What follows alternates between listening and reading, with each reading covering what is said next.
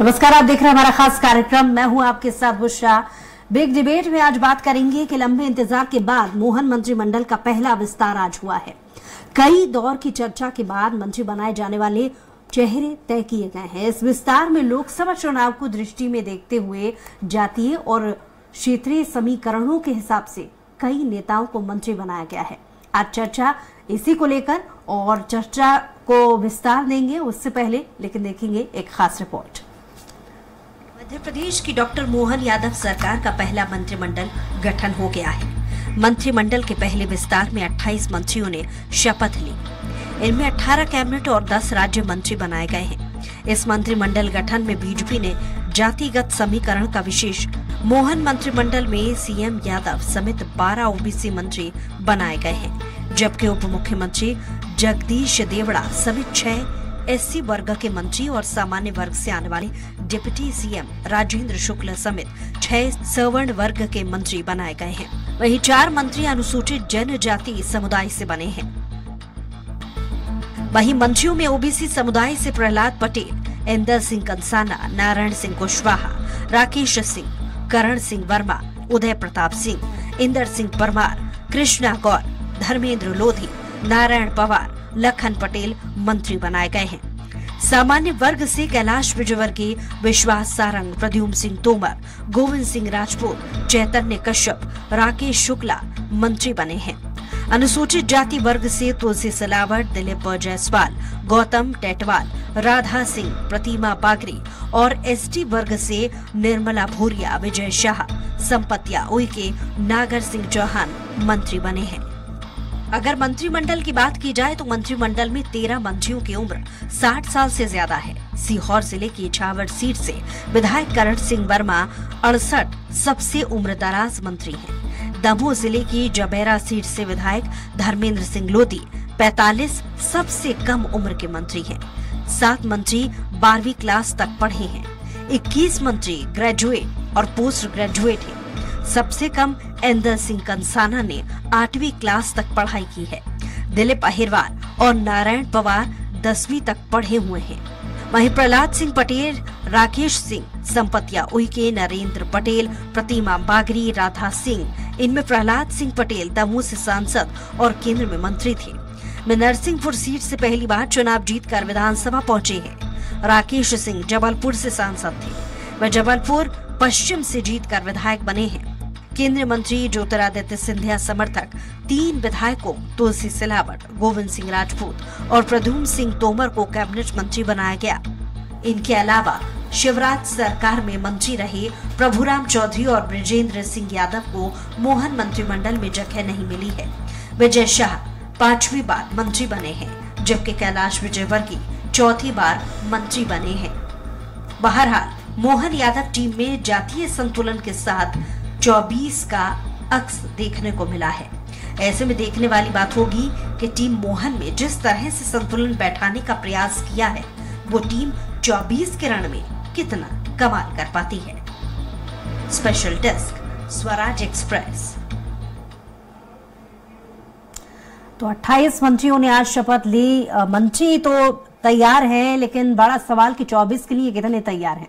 इस पर ज्यादा चर्चा के लिए मौजूद है हमारे साथ बेहद ही खास मेहमान पैनल में बीजेपी से प्रवक्ता मिलन भार्गव जी हमारे साथ जुड़ गए हैं, बहुत स्वागत है आपका। कांग्रेस से प्रवक्ता नीलम शुक्ला जी हमारे साथ जुड़ गए हैं, बहुत स्वागत है आपका।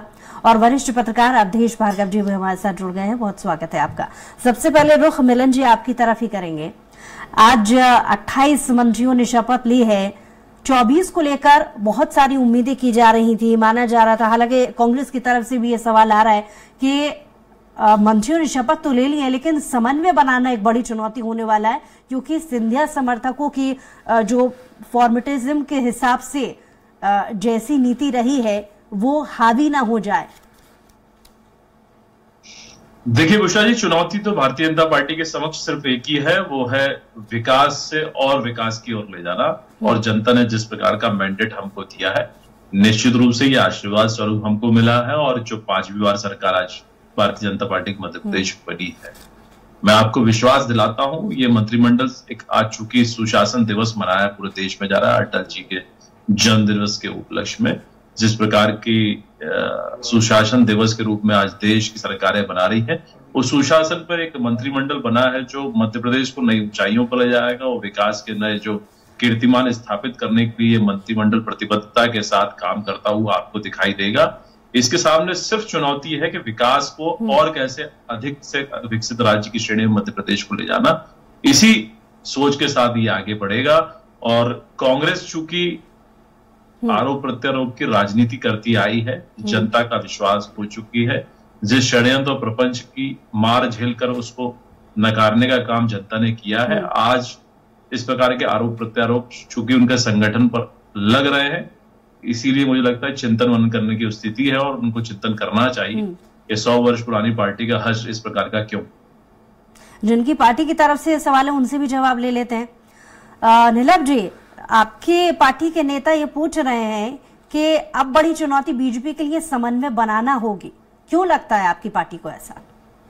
देखिए, पहली बात तो बता दूं कि बीजेपी का आंतरिक लोकतंत्र खुला हुआ नहीं।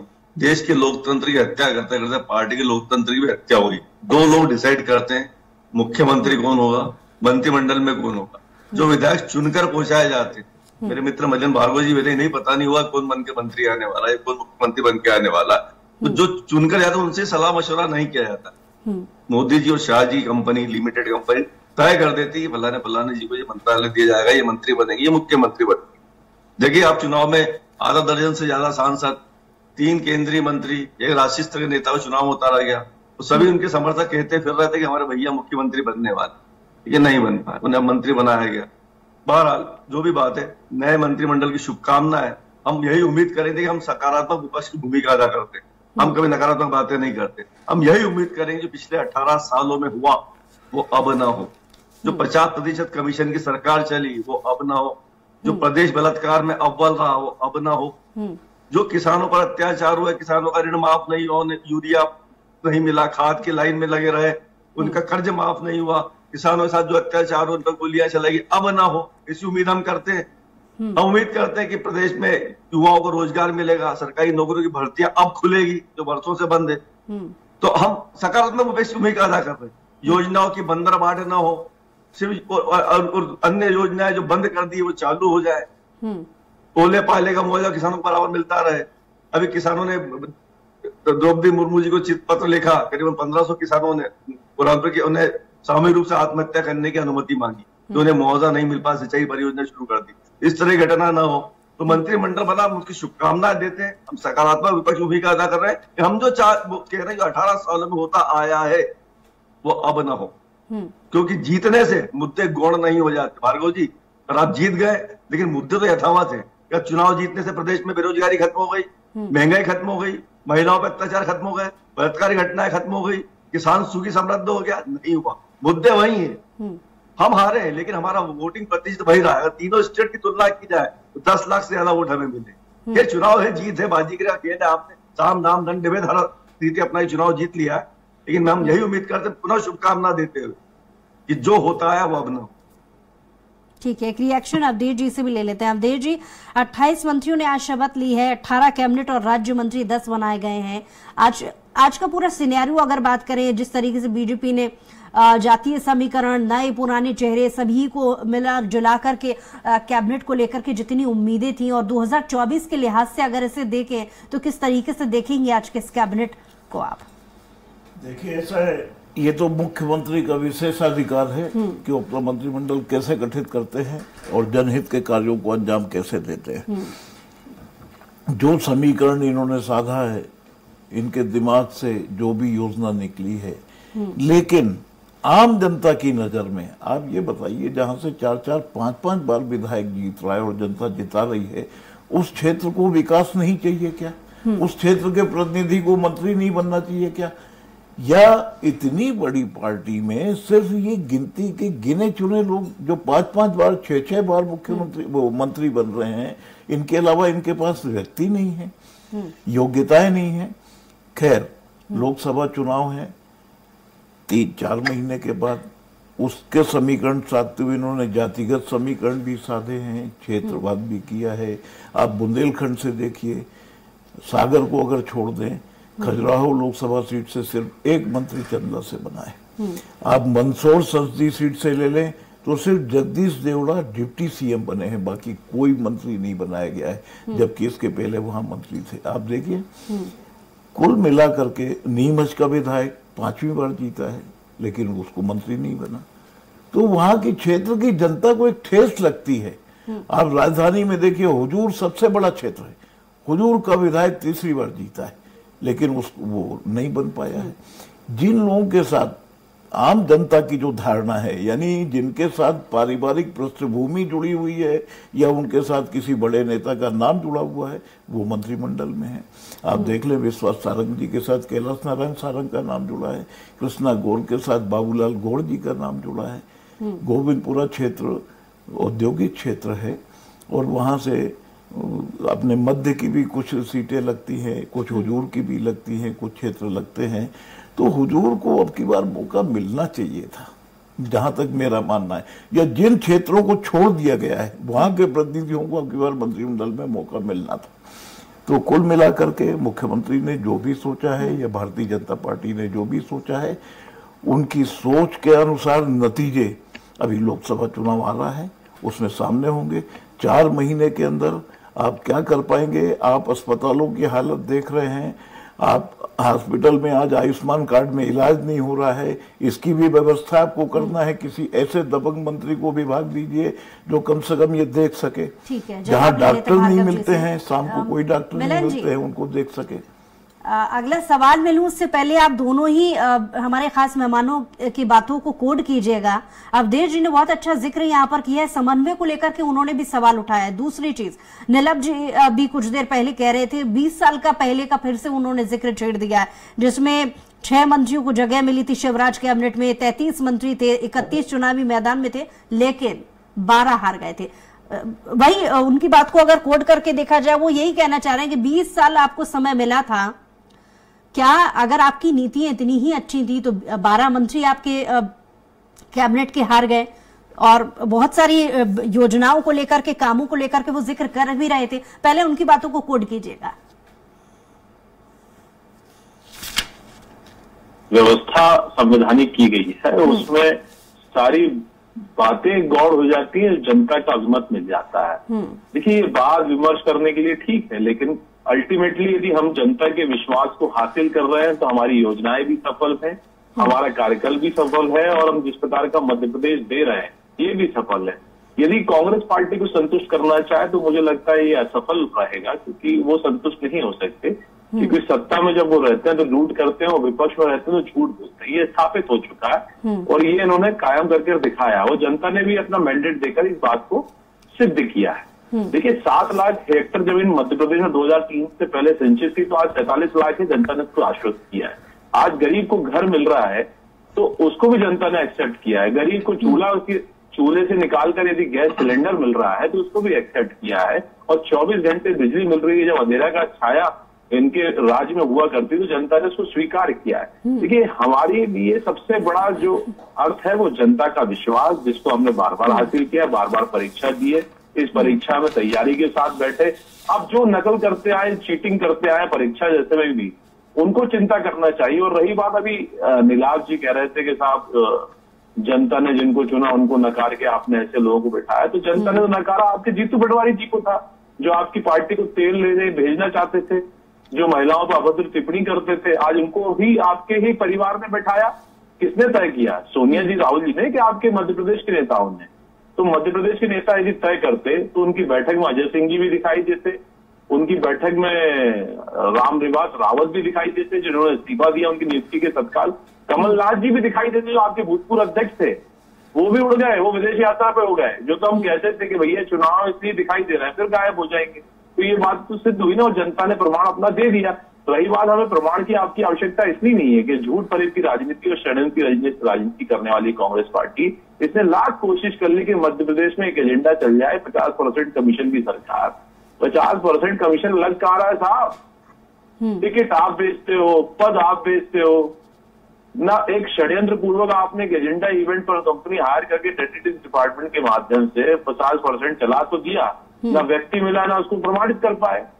और रही बात मध्य प्रदेश के मान सम्मान बढ़ाने के लिए हम लोग दिन रात मेहनत कर रहे हैं, सरकार मेहनत कर रही है, विपक्ष को भी मेहनत करनी चाहिए, लेकिन विपक्ष क्या मेहनत कर रहा है कि साहब ये तो बलात्कार प्रदेश है, ये प्रदेश में लूटपाट है। मतलब प्रदेश में अपमानित करने के लिए लगातार आप अपने अधिकारों का दुरुपयोग कर रहे हैं।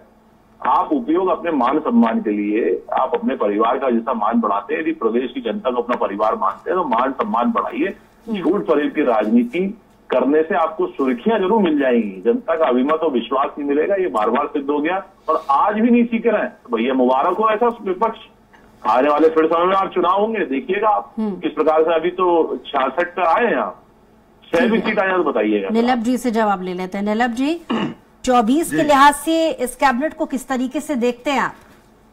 पहले मेरे भाजपा के मित्र की बात पे जवाब दे दूं मैं। ये अपनी जीत और अपनी पीठ थपथपा रहे हैं, साम दाम दंड भेद सब तरह की नीति अपनाते हैं, सरकारी तंत्र का दुरुपयोग करके, ईवीएम से छेड़छाड़ करके, डाक मतपत्र से छेड़छाड़ करके आप चुनाव जीते। हालांकि वो विषय नहीं है, तो उसमें नहीं जाऊंगा।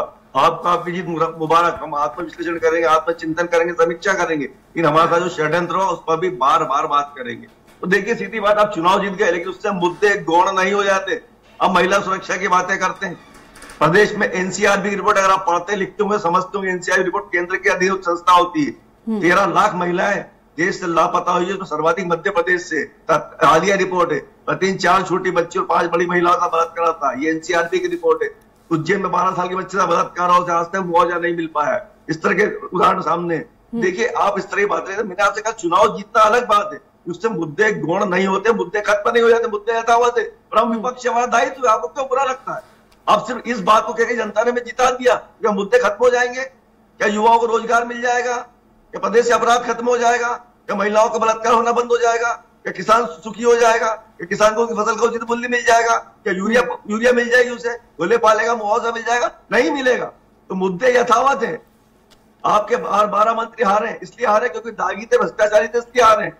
अभी भी आपने शिवराज मंत्रिमंडल कुछ लोगों को मंत्रिमंडल में नहीं लिया है, किस वजह से नहीं लिया आप खुद जानते हैं, उनके दामन पे दाग थे। आपने अभी 28 में से 16 नए चेहरे लिए। मुझे बड़ी शंका है कि ये पुराने मंत्री ने काम करते देंगे या नहीं। उसके बाद भाई भतीजावाद चला है, पट्टावाद चला है। ठीक है, हम फिर शुभकामनाएं देते, लेकिन हमारा जो मैंने फिर बार बार रिपीट कर रहा हूं, मुद्दे खत्म नहीं होते, मुद्दे वही है। चुनाव जीतने से मुद्दे खत्म नहीं होते। आप किस चीज को कहकर जनता ने हमें जिता दिया है? अपनी पीठ नहीं थपथपा सकते, आंख नहीं मूंद सकते। ठीक है, अवधेश जी से एक सवाल ले लेते हैं। अवधेश जी, थोड़ी देर पहले आप जिक्र कर रहे थे, ग्वालियर चंबल इलाके की बात कर ली जाए या सिंधिया समर्थकों नेताओं की बात कर ली जाए, आपने ऐसा जिक्र किया कि इशारों में के तरजीह ज्यादा इस बार भी दी गई है और तरजीह के हिसाब से, क्योंकि अभी तो विभागों का बंटवारा भी होना है, बड़ी चुनौती बीजेपी के लिए वहां भी होने वाली है। इस जवाब को पहले थोड़ा पूरा कीजिए। देखिए, इन्होंने जो क्षेत्रीयता का संतुलन बनाया है लोकसभा सीट के हिसाब से बनाया है, क्योंकि इनका टारगेट लोकसभा सीट है। इन्होंने जिलों के हिसाब से संतुलन नहीं बनाया है। लेकिन भाजपा, चूंकि आज अटल बिहारी वाजपेयी जी की जयंती थी और सुशासन दिवस के रूप में मनाया जाता है, तो जो मंत्रिमंडल गठित हुआ है, कम से कम इसको मुख्यमंत्री डॉक्टर मोहन यादव को चाहिए कि सबसे पहले उन्हें ये सुशासन सिखाएं कि कम से कम अगर वो हफ्ते में 1 या 2 दिन राजधानी में है तो आम लोगों से मिले, क्योंकि इसके पहले के कार्यकाल में देखा गया कि मंत्री लोगों से मिलना लोहे के चने चबाना होता था। ठीक है, मिलन जी इसका रिएक्शन एक ले लेते हैं। मिलन जी, इस बात से मैं बिल्कुल इत्तेफाक रखूंगी, क्योंकि बीजेपी ने अलग अलग प्लेटफॉर्म पे अक्सर ये कहा है कि युवा नेताओं को तरजीह दी जाएगी। मंत्रिमंडल में 13 मंत्रियों की उम्र 60 साल से ज्यादा है। सीहोर जिले की इछावर सीट से विधायक करण सिंह वर्मा 68 साल, जिनकी उम्र सबसे ज्यादा है। 45 सबसे कम उम्र बताई गई है धर्मेंद्र सिंह लोधी जी की, और 21 मंत्री ग्रेजुएट और पोस्ट ग्रेजुएट हैं। ये सवाल भी विपक्षी नेताओं की तरफ से आया, क्योंकि जहां पर अलग अलग प्लेटफॉर्म पे बीजेपी कह रही थी कि युवाओं को मौका दिया जाएगा, लेकिन ऐसा कुछ हुआ नहीं। और मिलन जी की माफ कीजिए, अवधेश जी की बात से मैं इसलिए भी इत्तेफाक रखती हूँ, समन्वय को लेकर के वो बात कर रहे थे, कैलकुलेशन को लेकर के वो बात कर रहे थे। माना जा रहा था कि जातीय समीकरण, नए चेहरे, पुराने चेहरे, इन सभी का तालमेल देखने को मिलेगा, पर ऐसा दिख नहीं रहा। मिलन जी। बुशरा जी, मुझे लगता है कि आपका जो सवाल है उसमें ही आपका जवाब छुपा हुआ है। आपने खुद कहा है कितने मंत्री पोस्ट ग्रेजुएट हैं, कितने पहली बार के हैं, कितने उम्र दराज हैं। देखिए, अनुभव के साथ जिस प्रकार का मंत्रिमंडल ऊर्जावान बना है, उसमें नए लोगों को भी स्थान मिला है, उसमें ऐसे लोग भी हैं जो पहली बार विधायक बने, चूंकि योग्यता के आधार पर उनको भी मौका मिला है। पहले बीजेपी कह रही थी, अवधेश जी का यही सवाल है कि ऐसा दिखा नहीं दिख क्यों नहीं रहा, बताइए ना। मैं सारे सवालों का जवाब तो आपके प्रश्न में इसका जवाब अवधेश जी देंगे, क्योंकि सवाल उनकी तरफ से। नरेंद्र शिवाजी पटेल जैसे व्यक्ति युवा नेतृत्व हैं, उसमें बहुत सारे दिलीप अहिरवार जैसे हैं जो युवा हैं, तो उसमें कई अनुभववान जो हमारे शीर्ष में केंद्र की राजनीति करते हुए वो भी समाहित है, उनका भी मार्गदर्शन मिलने वाला है। और जिस प्रकार की सरकार बनी है, मंत्रिमंडल बना है, ये आप तय मानिए कि बहुत ऊर्जा के साथ जो विकास की सीढ़ियां हमने चढ़ी थी, उसमें नए कीर्तिमान ये मंत्रिमंडल स्थापित करेगा और मध्य प्रदेश विकसित राज्य की श्रेणी में आकर खड़ा है।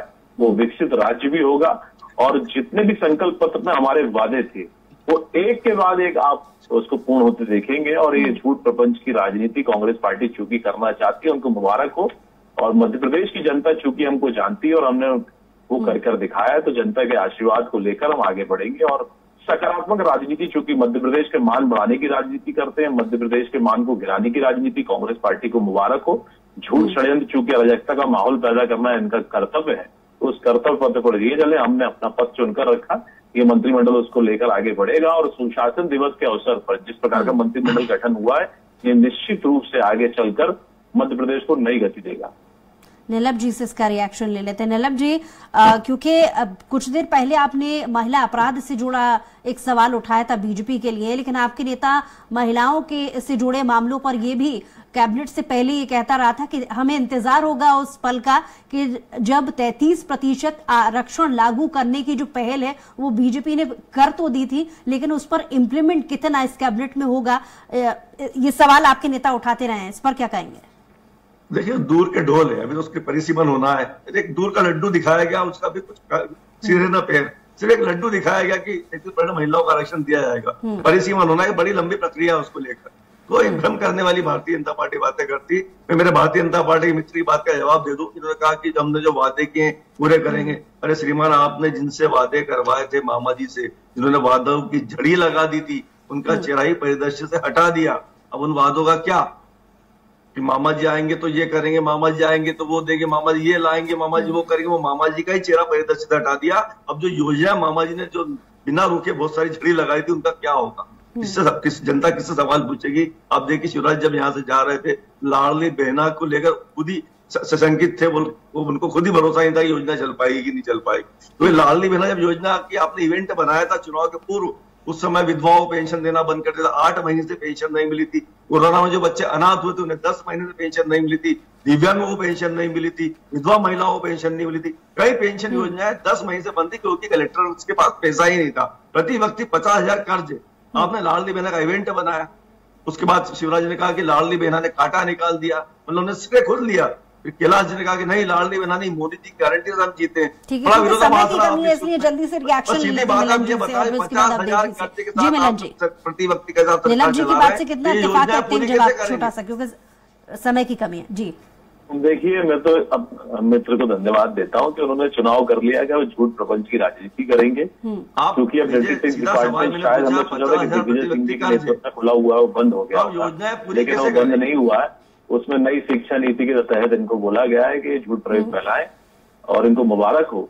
लेकिन हम तो जनता के विश्वास था, जिस प्रकार का आपने देखा मंत्रिमंडल में हर वर्ग को स्थान मिला है और एक ऐसे कार्यकर्ता को, जमीनी कार्यकर्ताओं को मौका मिला है जिन्होंने गरीबी को देखा है, झेला है और उसका नेतृत्व करके आज नेतृत्व करने का मौका मिला है। आपने कई लोगों के बयान भी सुने होंगे आज के, उन्होंने कभी सोचा नहीं था कि कभी मंत्री बनेंगे, लेकिन जनता जनार्दन है और भारतीय जनता पार्टी का संगठन है जिसने नेतृत्व करना भी सिखाया और मौका देके आज मंत्रिमंडल में उनको मौका भी मिला है। मुझे बहुत शुक्रिया मिलन जी हमारे साथ जुड़ने के लिए, और अवधेश जी आपका भी बहुत शुक्रिया हमारे साथ जुड़ने के लिए। नीलम जी आपका भी बहुत शुक्रिया हमारे साथ जुड़ने के लिए। बहरहाल 28 मंत्रियों ने आज कैबिनेट में शपथ तो ले ली है, लेकिन 24 के लिए कितने तैयार हैं, क्योंकि अभी ऐसी बहुत सारी योजनाएं हैं जिनको लेकर के काम करना बाकी है। सवाल वही विपक्ष का कि आखिर किस तरीके से समन्वय बनाने की कोशिश में सफल हो पाएगी बीजेपी, ये देखने वाली बात होगी। बहरहाल हमारे खास पेशकश बिग डिबेट में आज के लिए इतना ही। और खबरों के लिए देखते रहिए स्वराज एक्सप्रेस।